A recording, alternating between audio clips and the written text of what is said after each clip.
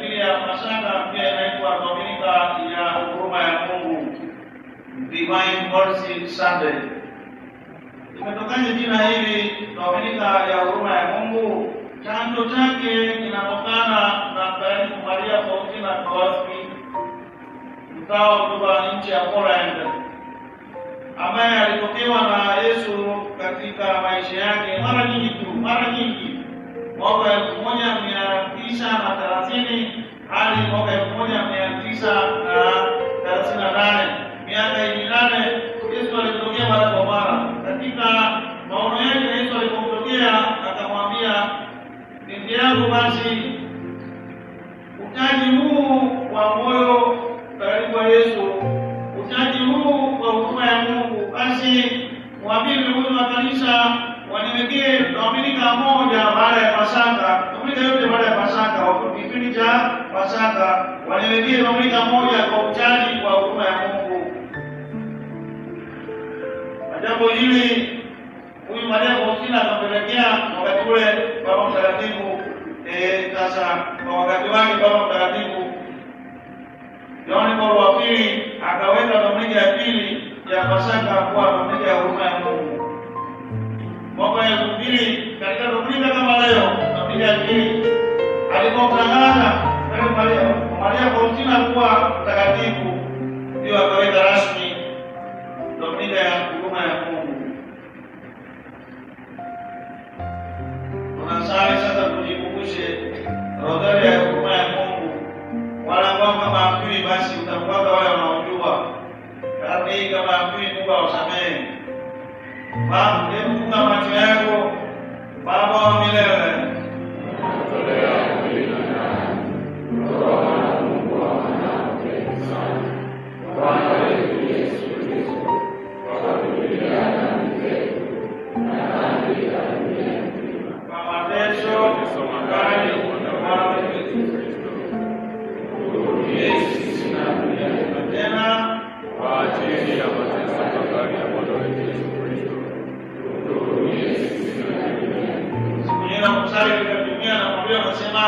tuhurumie sisi na watoto wetu. Neno moja. Neno la pili, tuhurumie sisi na vijana wetu. Hicho kilichoandikwa kwenye kitabu. Tuhurumie sisi na viongozi. Tuhurumie sisi na wanakwaya. Tuhurumie sisi na wagonjwa. Tendo moja. Matendo matano. Inakuwa gratuity kunifu katika mshahara.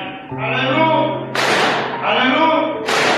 Sisi ni watu wa Bwana. Wapendwa watu wa Mungu, Injili leo inaonyesha matukio yaliyotokea tangu ufufuo wa Bwana, jioni ile ya ufufuo wa Bwana, mpaka baada ya wiki moja, siku 8, hasa jioni kama tulisema siku ya ufufuo wa Bwana, jioni yake. Na baada ya wiki moja Yesu anakutana na Toma, tumesikia, tumepamazwa. Kuna transformation, kuna mabadiliko katika maisha ya mitume waliojifunga ndani kwa hofu na mashaka. Kama nasema kwa hofu na mashaka. Hawa mitume walijifungia ndani ya chumba. Kunatokea mabadiliko, transformation. Yesu alipotokea bila kupiga hodi, bila matangazo, wewe mama umekuja, bila matangazo, bila tetemeko la nchi, bila kutikisa chumba kile walikokaa, bila onyo, Yesu anajitokeza. This is the difference between resurrected Jesus. Ni tofauti kati sisi tukifufuliwa na Yesu aliyefufuliwa.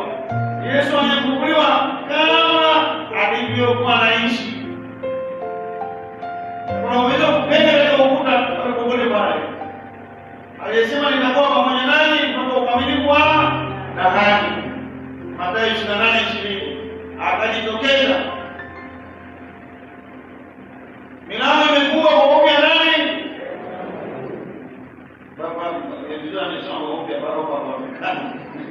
Milango kwa hofu ya Wayahudi wasiingia ndani. Hebu fikiria katika maisha yako, umemkosea mume wako, umemkosea mke wako, umemkosea babu wako, umemkosea mtoto wako, umemkosea kiongozi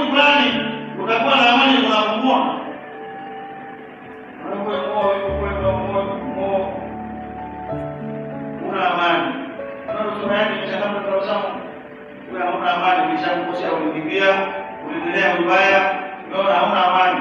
Hiyo ilikuwa hali ya mitume, hawakuwa na amani, walijibukia hoja Wayahudi na mashaka.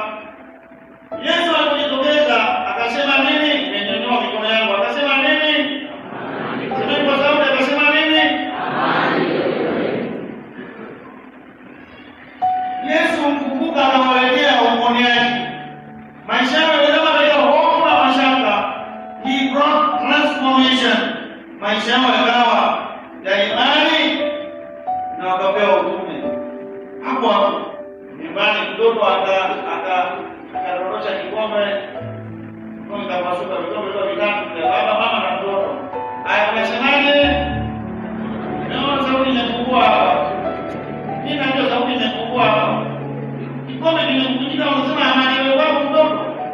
Wangana na ujasiri, mtoto amekuja kikombe, sema amani iwe kwako mtoto. Unamkumbatia, nyosha mkono. Hamna hata mkono mmoja. Kilichobaki ni kuchapwa. Haya, kuchapwa unaona kurudisha kikombe, utakunywa chai na kikombe kilichovunjika.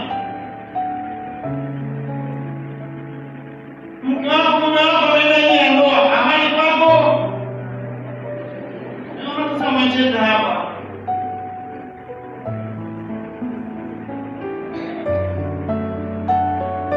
Kijana anachomoa pesa wewe unachukua ya kuchukua nyumba. Mbona mcheni nimenyosha mikono kama yetu nimekodea.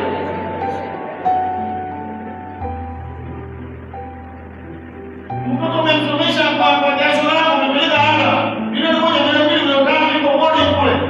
Yote inaenda alama nyekundu. Mbona mcheni? Naona sisi tunalokuja tunavyofanya. Kumbe Yesu duniani ilikuwa Yesu mkumbuka kuondoa wasiwasi, kuondoa hofu, kutia chumvi kwenye jeraha, kuwaponya. Kila mmoja asema Yesu mkumbuka ni yake ilikuwa kuwaponya.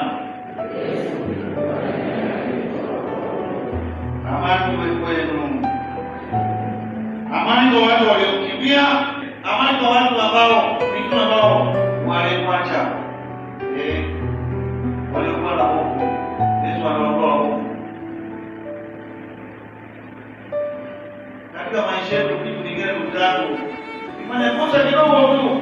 Ile kosa tunalofanya ndio watu wana label jina. Paroho kai. Huyu Brevi. Huyu Desdemona. Naenda jina kule. Huyu Mungu. Huyu Mwizi. Hata ameokoka mapema. Lakini tuna label. Kumbe tujifunze kwa Yesu kuletea matumaini katika maisha ya watu. Pengine tutahusika watu na jiwe limeondolewa wakati Mungu anataka jiwe hili jiwe hilo lililowekwa la dhambi liondolewe. Yesu aliyekumbuka analeta ujumbe mpya leo kwamba nimewaambia wale njema, amani iwe kwenu. Hofu iondolewe. Kwa kuwa maandiko yanasema Warumi sura ya 8:15, hatujapewa roho ya utumwa iletayo hofu, bali tumepewa roho ya utumwa wa nani? Mungu. Changie kumbuka kwa Warumi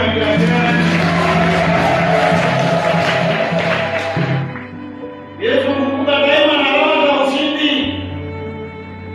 Kombe mshumaji, kombe mshikao. Fundisheni watoto wenu kushika imani. Mateso kumbuko. Saburi kumbuko. Cross victory. Salama ushindi. Bila utumaku hakuna pasaka. Akawapa utume wa kufanya. Kama Baba alivyonituma mimi, nani na watuma. Viongozi. Kama Baba alivyonituma dekano wenu, anawatuma mimi. Kuwajibika. Semeni viongozi, Yesu anatupatia utume leo.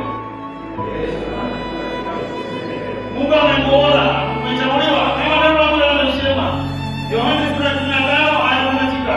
Si nyinyi mnachagua mimi, bali mnachagua nyinyi kwenda kuzae matunda na matunda yenu yapate kuzaa. Watu watawasema, watu watawapongeza katika hali zote, zaeni matunda.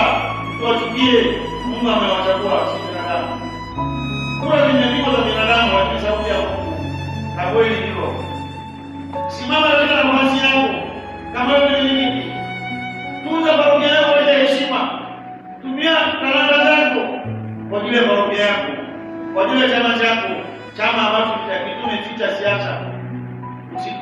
Usipendelee watu wakupongeze na wanalipa pesa kule. Ngazi kwa ngazi, jumuiya, kanda, kitabu, parokia, dekania, jimbo. Uonekane katika parokia yako uliochaguliwa hapo. Utapanda nafasi za juu kwa sababu watu wa chini wamekusupport kule. Wakipiga kura, iende ngazi mpaka juu. Uwajibike katika parokia yako, ambaye mjumba yako, utajie parokia yako na kipaji chako. Akamba uweza, kama yaseme uweza. Uweza wa Roho Mtakatifu. Sema uweza wa Roho Mtakatifu. Nguvu za Roho Mtakatifu. Anampatia mtume, anampatia uweza wa Roho Mtakatifu, akawakupia. Akamwambia, pokeeni Roho Mtakatifu. Haleluya. Pamoja na utume unaopewa, umepewa uweza wa Roho Mtakatifu. Katika Roho Mtakatifu utanena. Katika Roho Mtakatifu utasimama mbele za watu. Katika Roho Mtakatifu utaongoza watu na kulinda kanisa katika imani yake. Jambo la tatu, Yesu akawapa mamlaka kuwasamehe watu dhambi zao. Ni mamlaka ambayo katika confession, sacrament ya upatanisho, maungamo, mapadre hasa wanatokana na mitume wa Yesu. Lakini sisi tunaweza kuwasameheana kabla hatujaenda kwa maungamo. Ndipo maungamo kwa sala ya maombi yanapofanywa, basi ukamilifu wa msamaha wa dhambi. Kwa hiyo tumepewa utume, tumepewa uweza, tumepewa mamlaka. Maisha ya matumaini katika Yesu kukumbuka. Kuanzia leo, jambo la mwisho, tusiwaone watu katika mitazamo ya historia. Watu wameshaongoka. Achana nao, usiwajibike, wakumbuke na maisha mapya. Haleluya. Achana na hizo watu mbele watu. Ishi maisha yako katika upya hicho. Utaona naweza Mungu katika familia yako. Na Mungu akubariki. Katika dominika ya leo, huruma ya Mungu. Divine Mercy Sunday. Si dominika ya kuaibisha watu, bali kuwapa matumaini ya kuyainua maisha yao katika Yesu. Yesu ninakutumainia. Kama unasema Yesu ninakutumainia. Yesu ninakutumainia. Dominika ya Bwana Mungu haiwahukumu watu, bali inawapa watu nafasi ya kujipanga upya na Bwana Yesu kukumbuka.